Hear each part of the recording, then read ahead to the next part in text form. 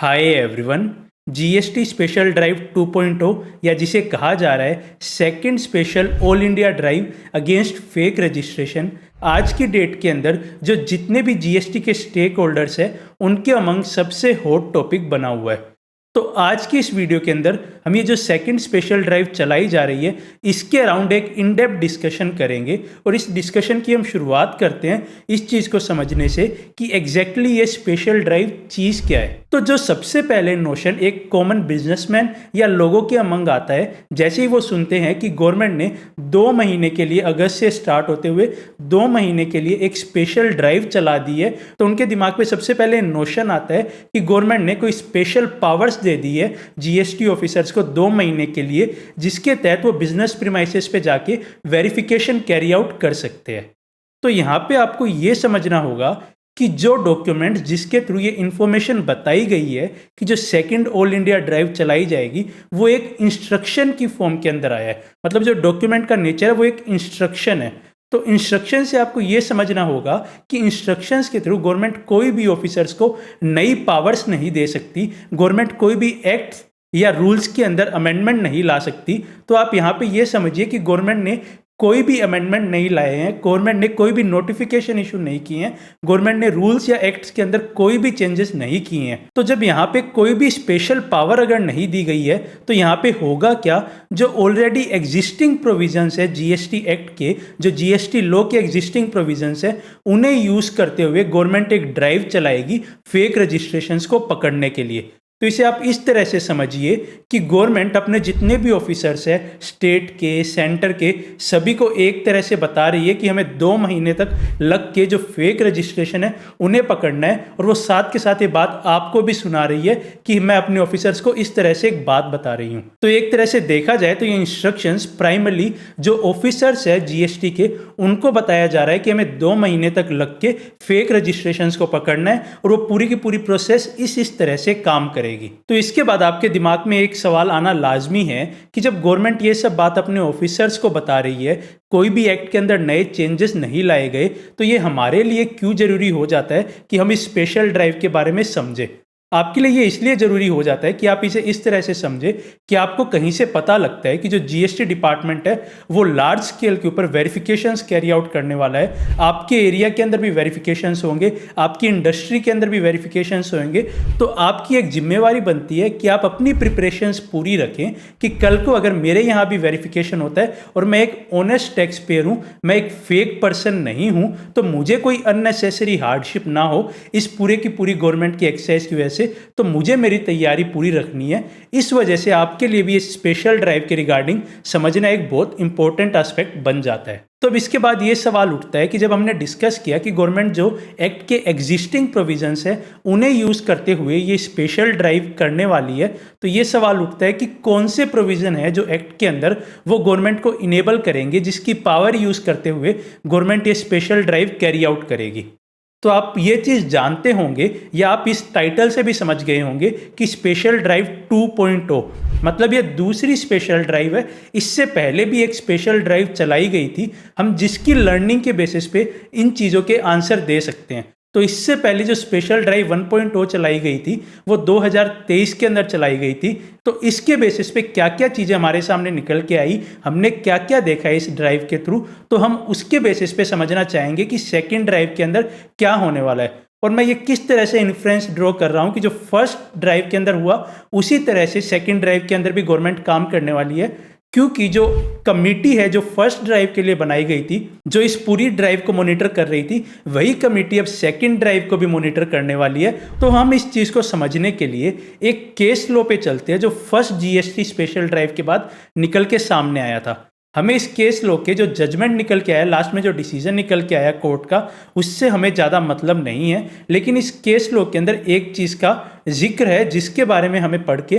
पता लगेगा कि गवर्नमेंट एग्जैक्टली किन प्रोविजंस का यूज करते हुए ये स्पेशल ड्राइव कैरी आउट करेगी। तो ये जो केस लॉ है वो ऑनरेबल इलाहाबाद हाई कोर्ट के पास गया, जिसके अंदर petitioner KPS iron and alloys company private limited था। तो अगर आप इस केस लॉ को देखेंगे तो इसके अंदर जो थर्ड पैराग्राफ है वो बात करता है कि जो special all India drive against fake registration चलाई गई, उसके अंदर एक विजिट की गई इंस्पेक्शन की पावर यूज करते हुए सेक्शन 67(1) ऑफ CGST एक्ट को। तो इस चीज को पढ़ने से आपको ये बात समझ आएगी कि जो लास्ट स्पेशल ड्राइव की गई थी गवर्नमेंट के द्वारा, उसके अंदर गवर्नमेंट ने जो सेक्शन 67 है GST एक्ट का, जो बात करता है इंस्पेक्शन, सर्च और सीजर के रिगार्डिंग, उसकी पावर यूज करते हुए इंस्पेक्शन कैरी आउट किया था। जो बिजनेस प्रीमाइसेस थे वहां पे विजिट किया था। तो यहाँ पे आपको ये चीज समझना बहुत जरूरी हो जाता है कि सेक्शन 67 के अंदर क्या क्या पावर्स है गवर्नमेंट ऑफिसर्स के पास और क्या क्या सेफ गार्ड्स एक टैक्स पेयर के पास अवेलेबल है,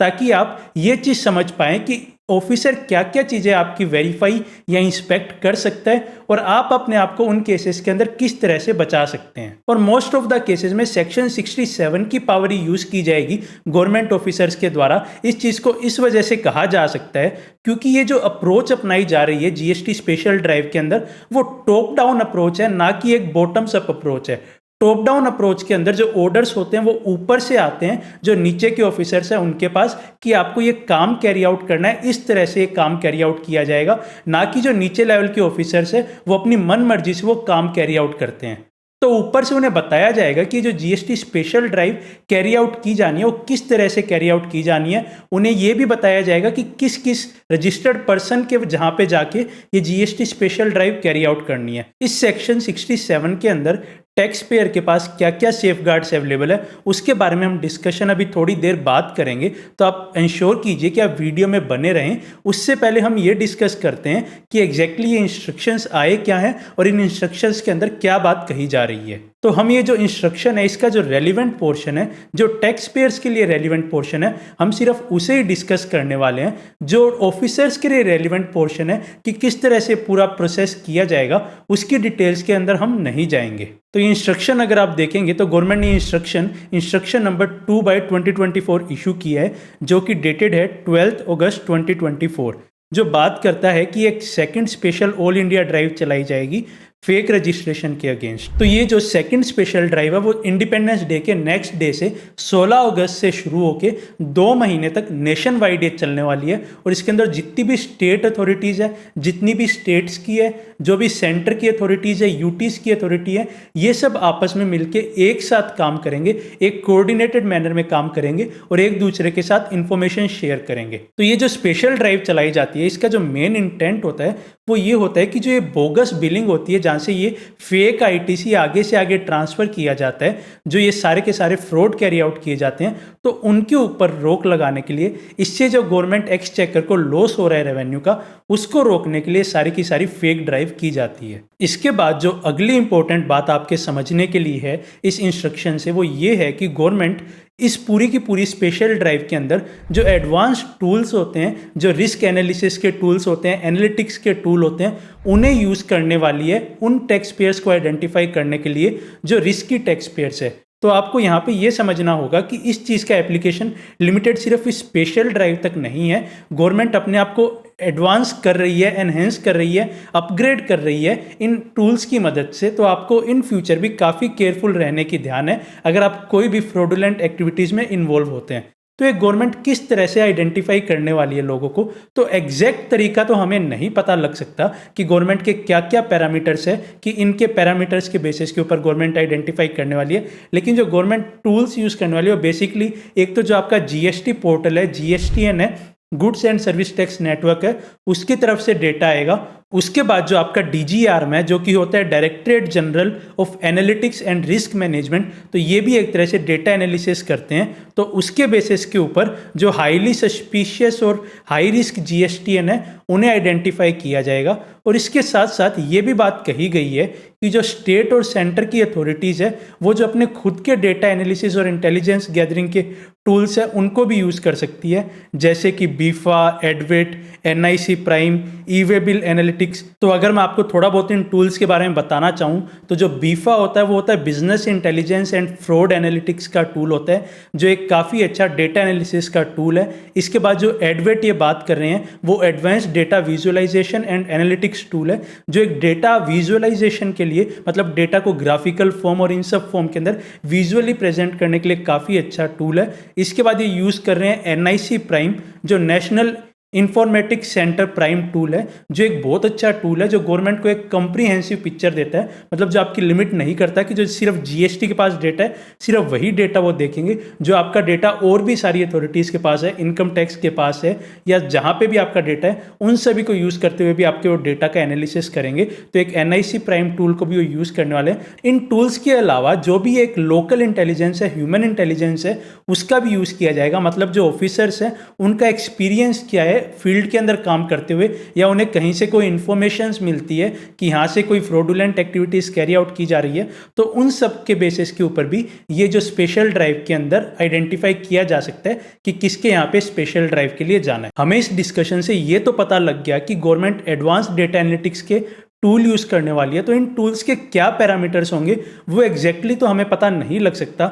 लेकिन फिर भी अगर थोड़ा सा कुछ आधा 1% भी अगर हम आइडिया लगाना चाहें तो हम एक गाइडलाइन की तरफ चलते हैं जो गवर्नमेंट ने इशू की थी, जो फर्स्ट स्पेशल ड्राइव थी उसके बाद एक ये गाइडलाइन गवर्नमेंट की तरफ से इशू की गई थी। इस गाइडलाइन के अंदर गवर्नमेंट ने ये बात की थी कि उन्होंने स्पेशल ड्राइव के थ्रू काफ़ी सारा कंट्रोल किया है जो फेक रजिस्ट्रेशन है उनके ऊपर, लेकिन जो ये फेक रजिस्ट्रेशन है उनको जड़ से ही खत्म करना होगा। मतलब जो ये रजिस्ट्रेशन जिस वक्त ऑब्टेन किए जा रहे हैं उसी वक्त अगर इन्हें रोका जा सके तो उससे बढ़िया कोई चीज़ नहीं होगी, और उसी के रिगार्डिंग एक गाइडलाइन गवर्नमेंट की तरफ से इशू की गई थी। तो इस गाइडलाइन के अंदर कुछ कुछ चीज़ें बताई थी, अगर हम उन्हें देखें तो हमें एक बेसिक सा आइडिया लग सकता है कि गवर्नमेंट किस तरफ ध्यान दे रही है, किन किन पैरामीटर्स, किस तरह के पैरामीटर्स गवर्नमेंट के in advance data analytics tool के अंदर हो सकते हैं। तो इस गाइडलाइन के अंदर वो एक जगह मेंशन करते हैं कि जिस एक्सटेंट तक पॉसिबल हो जो डॉक्यूमेंट्स आपने प्रूफ ऑफ एड्रेस की तरह अपलोड किए हैं, फर्निश किए हैं, उन्हें वो क्रॉस वेरीफाई करेंगे जो पब्लिकली अवेलेबल सोर्सेज है, जैसे कोई वेबसाइट हो गई जो कंसर्न्ड अथॉरिटीज़ की है, लैंड रजिस्ट्री की है, इलेक्ट्रिसिटी डिस्ट्रीब्यूशन कंपनीज की वेबसाइट है, या म्यूनिसिपैलिटीज़ या लोकल बॉडीज़ की जो वेबसाइट है उनके ऊपर जो डेटा अवेलेबल है, और उसके बाद जो आपने डेटा प्रोवाइड किया है रजिस्ट्रेशन के वक्त, उनको क्रॉस वेरीफाई करें कि दोनों मैच हो रहे हैं या नहीं हो रहे। तो अगर आपके केस के अंदर इनके अंदर कोई मिसमैच है तो एक ये पैरामीटर बन सकता है कि आप एक रिस्की पर्सन बने और उसके बेसिस के यहाँ पे आपके ऊपर फिजिकल वेरिफिकेशन के लिए डिपार्टमेंट के ऑफिसर्स आए। इसके बाद इस गाइडलाइन के अंदर वो आगे ये भी बात करते हैं कि आपके पैन नंबर के ऊपर अगर कोई और भी जीएसटी नंबर्स ऑब्टेन किए गए हैं, चाहे वो उसी स्टेट के हों या चाहे वो किसी और स्टेट के हों, तो उनको भी एक तरह से वेरीफाई किया जाएगा। तो वेरीफाई क्या किया जाएगा, तो वेरीफाई ये करेंगे कि जो दूसरा जीएसटी नंबर है आपके पैन नंबर के ऊपर, उसका कंप्लायंस रिकॉर्ड कैसा रहा है। तो क्या उसने जीएसटी के ऊपर सारी की सारी अपनी कंप्लायंसेस सही की है, या फिर आपके इस पैन नंबर के ऊपर पहले कोई जीएसटी रजिस्ट्रेशन था जो कैंसिल हो गया था, या वो आपका सस्पेंड हो गया था वेरिफिकेशन की वजह से। तो मतलब आप बेसिकली ये समझिए कि आपके पैन नंबर पे अगर कोई और भी जीएसटीएन नंबर रहा है तो उसका कंप्लायंस रिकॉर्ड कैसा रहा है, पास्ट के अंदर उसकी हिस्ट्री कैसी रही है, तो वो भी एक आपका फैक्टर बन सकता है जिसके बेसिस के ऊपर ये चीज़ डिटरमाइन की जाएगी कि आपके यहाँ पे स्पेशल ड्राइव हो या ना हो। इसके बाद एक गाइडलाइन के अंदर एक चीज़ ये भी मेंशन करते हैं कि जीएसटी एक्ट में अगर आप कोई रजिस्ट्रेशन के लिए अप्लाई करते हैं और ऑफिसर की तरफ से उसे नाई या एक्सेप्ट या नाई उसे रिजेक्ट किया जाता, तो ये केस आपका डीम्ड अप्रूवल ऑफ रजिस्ट्रेशन भी हो जाता है। तो ऐसे केस के अंदर भी स्पेशल ध्यान रखने के लिए इस गाइडलाइन के अंदर कही गई है। तो हो सकता है कि अगर आपका कोई ऐसा केस हो जहाँ पे डीम्ड अप्रूवल आया हो तो वो भी एक फैक्टर बने आपके डेटा एनालिटिक्स के अंदर, और उसके बेसिस के ऊपर भी आपके यहाँ पे वेरिफिकेशन के लिए आया जा सकता है। तो ये नहीं है कि यही पैरामीटर्स होंगे आपके डेटा एनालिसिस के लिए, गवर्नमेंट के पास हजारों पैरामीटर्स होंगे जिसके बेसिस के ऊपर आपका डेटा एनालिसिस किया जाएगा, लेकिन ये 2-3 पैरामीटर्स हमने एक गाइडलाइन की हेल्प से बस एक आइडिया के लिए लिए हैं कि किस तरह के पैरामीटर्स गवर्नमेंट यूज़ कर सकती है और किस एक्सटेंट तक जाके गवर्नमेंट चेकिंग कर सकती है। तो आपको जब यहाँ तक का डिस्कशन समझ आ गया है तो अगला इंपॉर्टेंट सवाल निकल के आता है कि अगर कोई फेक रजिस्ट्रेशन पाया जाता है इस स्पेशल ड्राइव के वक्त तो उसका इम्पैक्ट क्या होगा। इम्पैक्ट किस किस पे, एक तो उस पर्सन स्पेसिफिक पे कि जिसका रजिस्ट्रेशन फेक पाया गया, और उसके साथ साथ उसके अराउंड जो पार्टीज है, मतलब जो उसके साथ इन्वॉल्व है, उसके सप्लायर्स है, उसके रिसिपिएंट्स हैं, उन सभी के ऊपर उसका क्या इम्पैक्ट आने वाला है। तो इस चीज़ के बारे में गवर्नमेंट ने अपने इस इंस्ट्रक्शन इटसेल्फ के अंदर बता रखा है कि इसका क्या इम्पैक्ट रहने वाला है। तो इसके अंदर गवर्नमेंट बताती है कि अगर किसी का भी रजिस्ट्रेशन फेक रजिस्ट्रेशन पाया जाता है तो ऐसे केस के अंदर उसका इमीडिएटली सेक्शन 29 की पावर यूज़ करते हुए गवर्नमेंट के पास सेक्शन 29 के अंदर जो जीएसटी रजिस्ट्रेशन है उसे कैंसिल या सस्पेंड करने की पावर्स दी गई है। अगर वो किसी फ्रॉडुलेंट मीन्स के थ्रू ऑब्टेन किया गया है तो गवर्नमेंट उसे इमीडिएटली कैंसिलेशन और सस्पेंशन की तरफ मूव करेगी। उस रजिस्ट्रेशन को या तो कैंसिल कर सकती है या सस्पेंड कर सकती है। इसके बाद जो गवर्नमेंट अपने जो 86A रूल के अंदर जो पावर उन्हें दी गई है, जो ब्लॉकिंग ऑफ आईटीसी की पावर दी गई है, उसका भी गवर्नमेंट यूज़ कर सकती है ताकि जो आपका सप्लायर है, जो डिफॉल्टर सप्लायर है, जो फेक रजिस्ट्रेशन लेके बैठा है, वो उस आईटीसी को आगे ट्रांसफ़र ना कर दे, उसे फ्रॉडुलेंटली ट्रांसफ़र ना कर दे, उसे रोका जा सके। तो उसके लिए वो उसका आईटीसी को ब्लॉक भी कर सकती है। इसके बाद गवर्नमेंट ये भी आइडेंटिफाई करेगी कि उस सप्लायर ने अपनी जीएसटीआर 1 के थ्रू उस आईटीसी को किन किन रिसिपिएंट्स को आगे ट्रांसफर किया है, क्योंकि वो सब लोग भी एक शक के दायरे में आ जाएंगे। क्योंकि अगर एक सप्लायर जिसके थ्रू आपको आईटीसी मिला है, अगर वो नॉन एग्जिस्टेंट पाया जाता है, उसका रजिस्ट्रेशन फेक पाया जाता है, तो आपको अगर उससे आईटीसी मिला है तो आप भी गवर्नमेंट के एक शक के दायरे में होंगे कि क्या आपके पास जो आईटीसी है वो भी क्या एक वैलिड आईटीसी है, वो भी क्या जो सेक्शन 16 की सारी कंडीशन है उनको कंप्लाई विद करता है या नहीं करता। और जो गवर्नमेंट की जो आपकी डिटेल्स होगी ऐसे सभी रिसिपिएंट्स की, वो अगर उसी जुरिस्डिक्शन की है तो वो खुद यूज़ कर लेंगे, वरना अगर वो किसी और जुरिस्डिक्शन की है तो उन तक वो डिटेल्स एक थोरो प्रोसेस इसके अंदर दिया हुआ है, उसके थ्रू वो पहुंचा दी जाएगी। इसके बाद गवर्नमेंट का जो फोकस है वो जो अल्टीमेट मास्टरमाइंड्स है, जो पूरा पूरा रैकेट्स चलाते हैं फेक आईटीसी का, और जो उसके अल्टीमेट बेनिफिशियरीज बनते हैं कि किसको अल्टीमेटली इस फेक आईटीसी से फ़ायदा हुआ, उनको पकड़ने की भी एक बहुत बड़ी कोशिश की जाएगी कि अल्टीमेटली ये चलाया कहाँ से जा रहा है और उसका अल्टीमेट बेनिफिट कहाँ पहुँच रहा है। तो उनको भी पकड़ने की कोशिश की जाएगी, और अगर उन्हें पकड़ पाते तो सेक्शन 83 की पावर यूज़ करते हुए जो गवर्नमेंट को प्रोविजनल अटैचमेंट की पावर देता है, वो पावर्स भी यूज़ करके उनकी प्रॉपर्टीज़ को, बैंक अकाउंट को प्रोविजनली अटैच भी करेंगे। इसके बाद इस पूरे डिस्कशन के बाद आती है एक मुद्दे की बात कि हमने अब तक यहाँ पे ये समझ लिया कि गवर्नमेंट क्या क्या कर सकती है, किस तरह से आइडेंटिफाई करेगी, क्या क्या पावर्स है, क्या कुछ है। तो इसके लिए हमें अल्टीमेटली क्या तैयारी करनी है, तो आपको ये समझना होगा कि यहाँ पे जो पावर गवर्नमेंट यूज़ करके आने वाली है वो सेक्शन 67 की पावर यूज़ करेगी, इंस्पेक्शन की पावर यूज़ करेगी। तो जो इंस्पेक्शन की पावर है वो एक बहुत वाइड पावर, एक बहुत बड़ी पावर्स जीएसटी ऑफिसर्स को देता है, जिसके अंदर उसका जो एक्सटेंट है वो वहाँ तक लिमिटेड नहीं होता कि वो सिर्फ आपका फेक है या जेन्युइन है उसे चेक करे। वो आपका काफ़ी बड़ा इंस्पेक्शन कैरी आउट कर सकता है, आपका पूरे बिजनेस प्रीमाइसेस का इंस्पेक्शन वो कैरी आउट कर सकता है। और इस चीज़ को समझना इसलिए भी ज़रूरी है क्योंकि सेक्शन 67 चाहे वो यूज़ करके स्पेशल ड्राइव के बेसिस के ऊपर आ रहा हो, लेकिन सेक्शन 67 की पावर एक्ट के अंदर है और स्पेशल ड्राइव सिर्फ एक लिमिटेड पर्पज़ के लिए है। तो अगर सेक्शन 67 की पावर को यूज़ करते हुए आता है तो वो एक पूरा का पूरा इंस्पेक्शन भी कैरी आउट कर सकता है अगर उसे उसकी ज़रूरत लगती है। तो अब मैं यहाँ पे आपके सामने सेक्शन 67 के कुछ इंपॉर्टेंट पॉइंट्स रख देता हूँ, जिसका अगर आपको ध्यान होगा तो वो आपके लिए काफ़ी ज़्यादा बेनिफिशियल साबित होंगे। तो जब भी अगर कोई अथॉरिटी सेक्शन 67 के अंदर आपके यहाँ पे इंस्पेक्शन कैरी आउट करने आती है तो उन्हें एक INS 01 फॉर्म होता है जो इंस्पेक्शन कैरी आउट करने के लिए होता है। वो फॉर्म उनके पास होना जरूरी है, जिस फॉर्म के अंदर उन्हें ऑथराइजेशन मिला होता है कि वो जाके इस पर्टिकुलर बिजनेस प्रीमाइस का इंस्पेक्शन कैरी आउट कर सकते हैं। और ये जो फॉर्म होता है ये हर कोई ऑफिसर इशू नहीं कर सकता। इस फॉर्म को इशू करने के लिए जो प्रॉपर ऑफिसर है, जो not below the rank of joint commissioner होना चाहिए, मतलब जो मिनिमम डेजिग्नेशन है जो ये फॉर्म इशू कर सकते हैं वो जॉइंट कमिश्नर है। उनसे ऊपर की पोस्ट के जो ऑफिसर्स है वही ये फॉर्म इशू कर पाएंगे।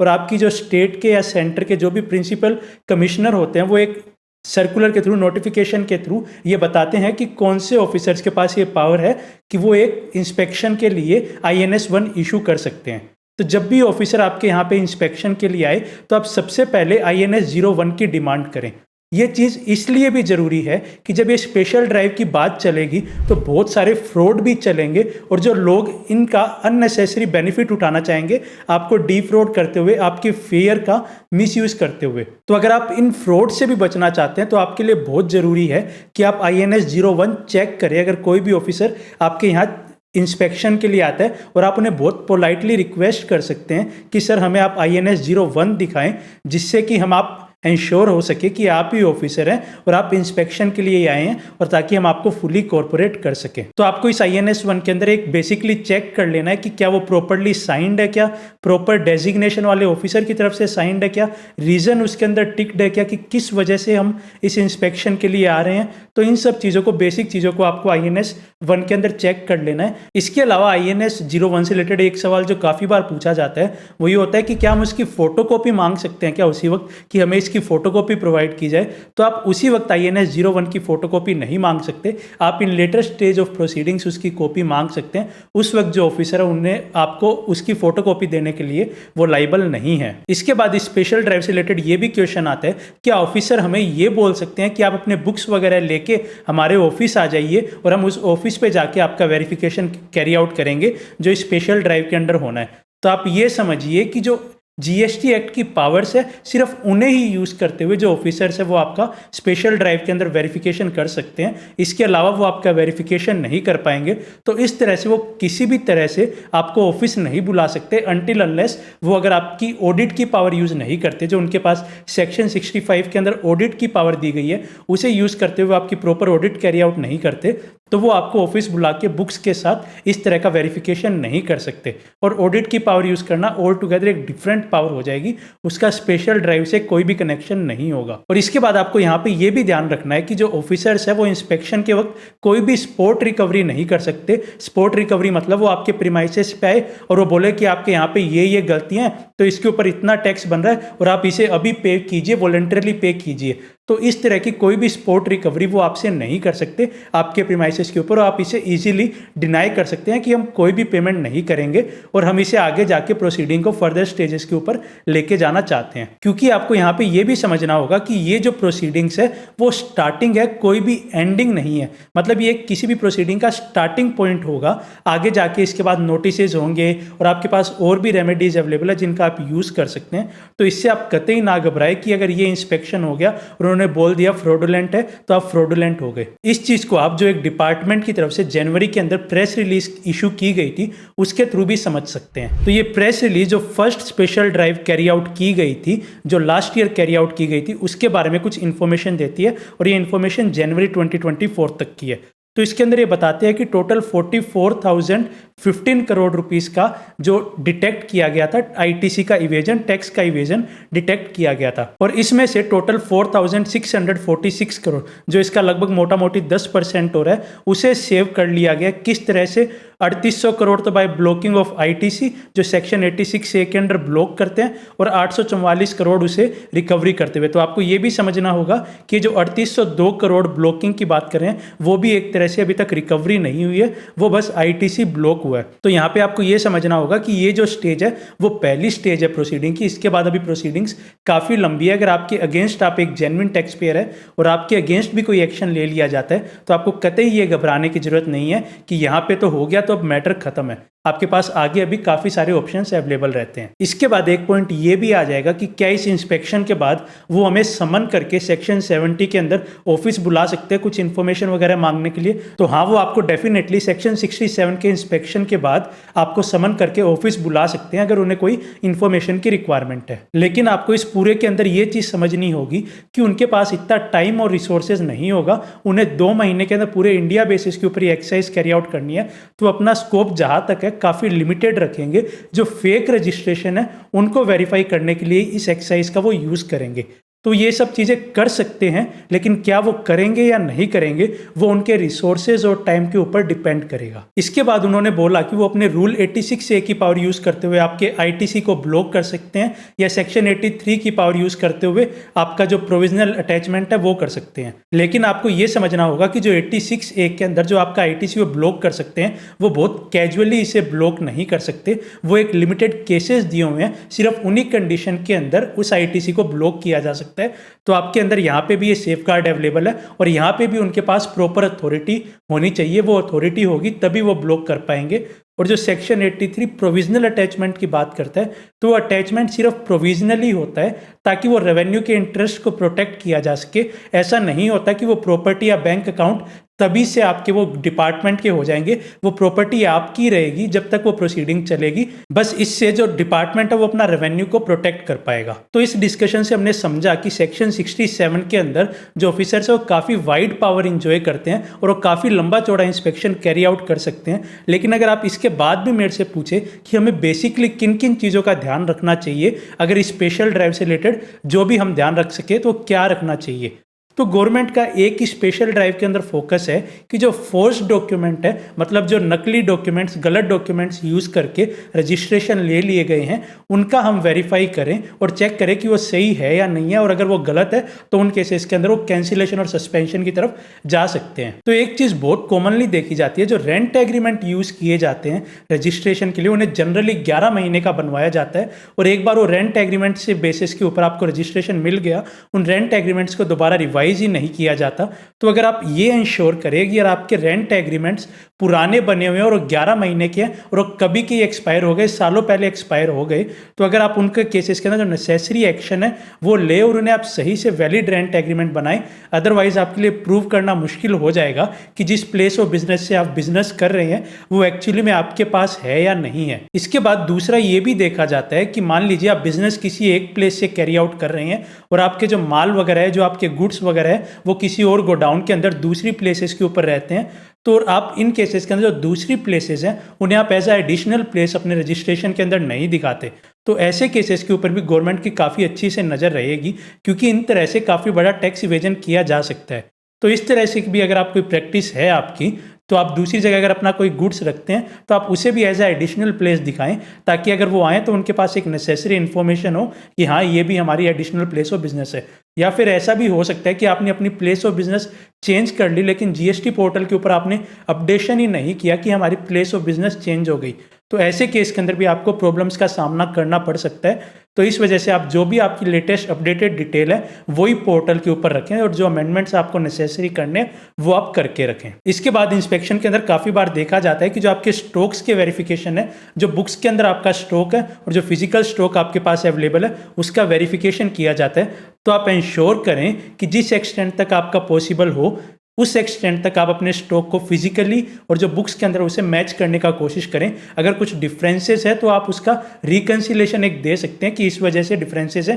कि कुछ स्टॉक निकल गया, उसकी अभी एंट्री नहीं हुई, या कुछ आ गया उसकी एंट्री नहीं हुई, तो इस तरह से आप डेफिनेटली रिकंसिलेशन दे सकते हैं। लेकिन आपको एक आइडिया होना चाहिए जो फिजिकल स्टॉक आपका है और जो आपकी बुक्स के अंदर है। ऐसा नहीं होना चाहिए कि आपको दोनों के बारे में आइडिया ही नहीं है कि क्या स्टॉक पड़ा था, क्या बुक्स के अंदर आ रहा है। इसके बाद आप ये भी इंश्योर करेंगे कि जो आपकी बुक्स ऑफ अकाउंट्स के अंदर जो आपकी अकाउंटिंग है वो अप टू डेट हो, क्योंकि अगर ऐसा नहीं होता तो आपको अननेसेसरी प्रॉब्लम्स ऑफिसर्स क्रिएट कर सकते हैं। जरूरी नहीं है वो करेंगे, लेकिन चांसेस है कि प्रॉब्लम क्रिएट हो सकती है, तो आप उसे अप टू डेट रखने की कोशिश कीजिए। इसके अलावा कुछ जो बेसिक चीज़ें हैं जिसका आपने ध्यान पिछली स्पेशल ड्राइव में रखा होगा, उनका ध्यान आपको इस बार भी रखना चाहिए। जैसे कि आपकी जो प्लेस ऑफ बिजनेस है, प्रिंसिपल प्लेस ऑफ बिजनेस है, वहाँ की किसी एक प्रोमिनेंट लोकेशन के ऊपर आपका जो जीएसटी रजिस्ट्रेशन सर्टिफिकेट है वो आप लगा के रखें। मतलब प्रोमिनेंट लोकेशन मतलब जहां से आने जाने वाले लोगों को दिखाई दे कि ये रजिस्ट्रेशन सर्टिफिकेट लगा हुआ है। इसके अलावा जो आपके एडिशनल प्लेस ऑफ बिजनेस है वहां पे भी इसे आप लगा सकते हैं।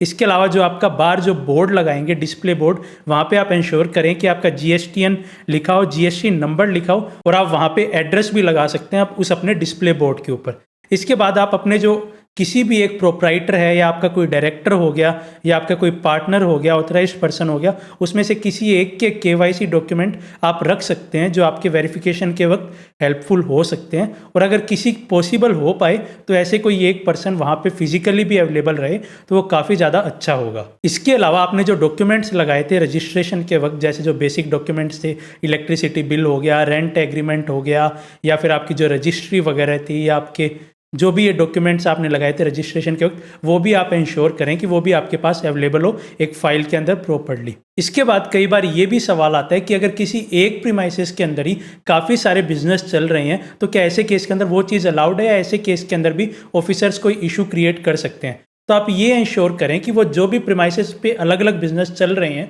तो प्रॉपरली डिमार्केटेड हो कि यहाँ से यहाँ तक ये वाला बिजनेस है, इसके अलावा वो बिजनेस है। तो एक प्रॉपरली उसकी मार्किंग हो कि किस एरिया में कौन सा बिजनेस चल रहा है। तो इन टोटलिटी अगर आप इन सब चीज़ों का ध्यान रखेंगे तो जो एक स्पेशल ड्राइव है वो आपको काफ़ी कम प्रॉब्लम्स कोज करेगी और आप इसे ईजीली इसके थ्रू जा पाएंगे, नेविगेट कर पाएंगे। तो फाइनली मैं होप करता हूँ कि आपको हमारे आज के इस पूरे डिस्कशन से और इस वीडियो के थ्रू एक क्लैरिटी मिली होगी कि एग्जैक्टली ये स्पेशल ड्राइव है क्या और आप किस किस तरह के ध्यान रख सकते हैं ताकि आप इसके अंदर कोई भी चैलेंजेस सफ़र ना करें। और आपको ये भी चीज़ समझ लेनी चाहिए कि ये सिर्फ जो स्पेशल ड्राइव है ये सिर्फ गवर्नमेंट के बेनिफिट के लिए नहीं है, क्योंकि ये जो फ्रॉडुलेंट टैक्स पेयर्स होते हैं उनकी वजह से सिर्फ गवर्नमेंट का रेवेन्यू लॉस नहीं होता, जो जेन्युइन ऑनेस्ट टैक्स पेयर्स हैं उन्हें भी काफ़ी बार प्रोसीडिंग्स का सामना करना पड़ता है, उनके आईटीसी को भी डिनाई कर दिया जाता है जबकि वो एक गुड फेथ के अंदर पूरा का पूरा काम कर रहे होते हैं। तो ये स्पेशल ड्राइव आपके बेनिफिट के लिए भी है, तो आपको फुली कोऑपरेट करना चाहिए इस स्पेशल ड्राइव के अंदर गवर्नमेंट के ऑफिसर्स के साथ। So finally I hope this video helps